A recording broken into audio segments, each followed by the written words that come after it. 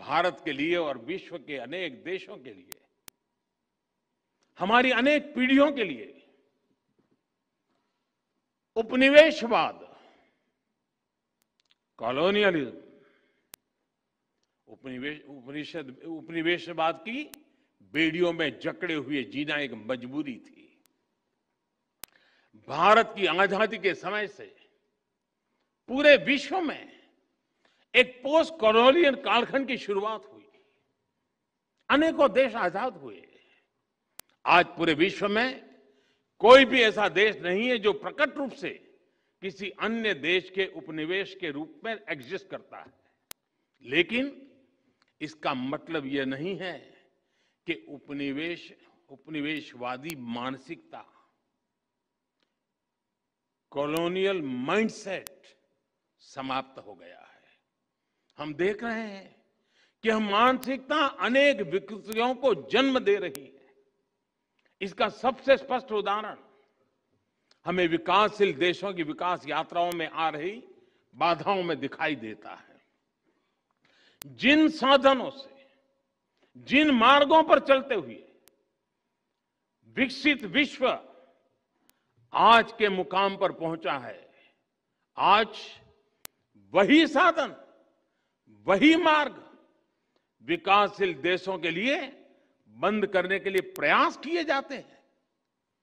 पिछले दशकों में इसके लिए अलग अलग प्रकार की शब्दावली का जाल रचाया जाता है, लेकिन उद्देश्य एक ही रहा है, विकासशील देशों की प्रगति को रोकना। आजकल हम देखते हैं कि पर्यावरण के विषय को भी इसी काम के लिए हाईजैक करने का प्रयास हो रहा है। कुछ सप्ताह पहले हमने COP26 समिट में इसका जीवंत उदाहरण देखा है। अगर एब्सोल्यूट क्यूमुलेटिव एमिशंस की बात करें तो विकसित देशों ने मिलकर 1850 से अब तक, 1815 से अब तक भारत से 15 गुना अधिक उत्सर्जन किया है।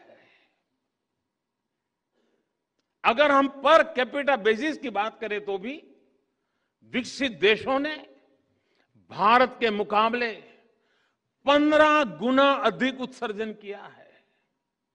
अमेरिका और यूरोपीय संघ ने मिलकर भारत की तुलना में 11 गुना अधिक एब्सोल्यूट क्यूमुलेटिव एमिशन किया है। इसमें भी पर कैपिटा बेसिस को आधार बनाए तो अमेरिका और यूरोपीय संघ ने भारत की तुलना में 20 गुना अधिक उत्सर्जन किया है। फिर भी आज,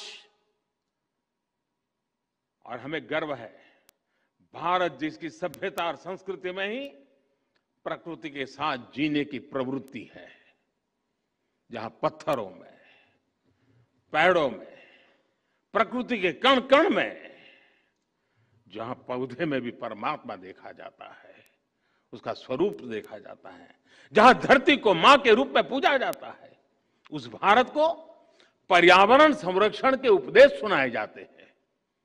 और हमारे लिए ये मूल्य सिर्फ किताबी नहीं है, किताबी बातें नहीं है।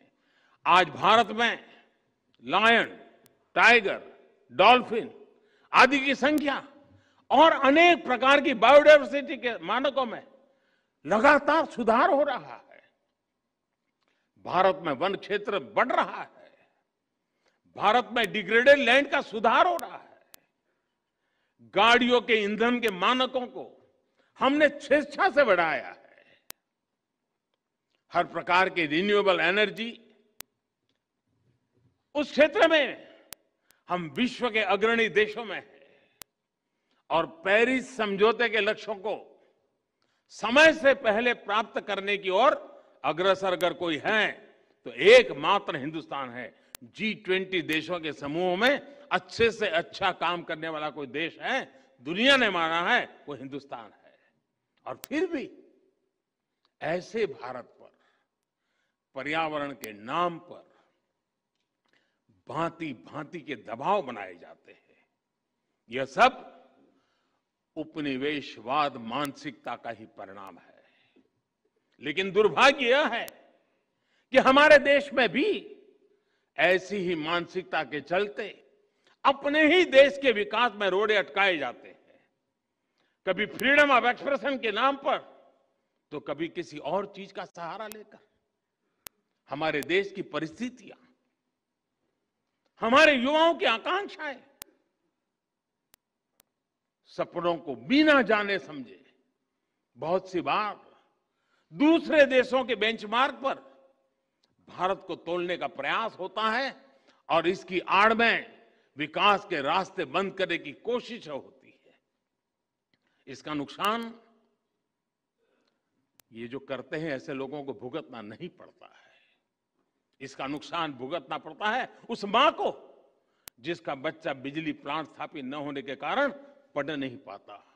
इसका नुकसान भुगतना पड़ता है उस पिता को जो रुके हुए सड़क प्रोजेक्ट के कारण अपने संतान को समय पर अस्पताल नहीं पहुंचा पाता।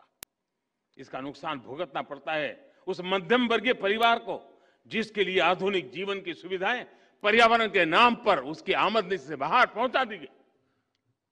इस कॉलोनियल माइंडसेट की वजह से भारत जैसे देश में, विकास के लिए प्रयास कर रहे देश में करोड़ों आशाएं टूटती हैं, आकांक्षाएं दम तोड़ती हैं।